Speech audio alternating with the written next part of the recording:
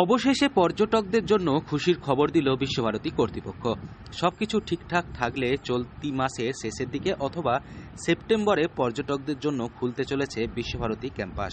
আপাতত প্রতি রবিবার 4টি পর্যটকদের দল তৈরি করে প্রবেশের সুযোগ এবং অনুমতি মিলবে।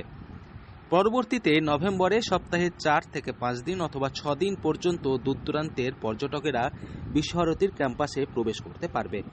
ইউনেস্কোর গাইডলাইন মেনে ঐতিহ্যবাহী আশ্রম এলাকার মূল সৌন্দর্য এবং প্রাকৃতিক চরিত্র বজায় রেখে তৈরি হচ্ছে মোরামের রাস্তা। বিশ্বভারতীর উপাচার্য তিনি বলেন, পরীক্ষামূলকভাবে সপ্তাহে 1 দিন রবিবার চালু থাকবে। ঘুরে দেখার জন্য 1.5 ঘন্টা বরাদ্দ করা হবে। পর্যটকদের পাঠ্যভবন, আশ্রম থেকে শুরু করে নতুন বাড়ি, শান্তিনিকেতন বাড়ি, উপাসনাগৃহ বা কাঁচঘর, সিংহসদন ও কালোবাড়ি ঘুরিয়ে দেখানো হবে। সবশেষে সঙ্গীত ভবনে 5 মিনিটের একটি সঙ্গীত অনুষ্ঠান হবে। হেরিটেজ, দ্যাট আমরা আমাদের ইউনিভার্সিটি ইউনেস্কো ওয়ার্ল্ড লিভিং হেরিটেজের উপাধি পেয়েছে এবং সেইটা যেহেতু এটা বন্ধ ছিল 5 বছর, আমাদের কিছু রিপেয়ারিংয়ের কাজ চলছে।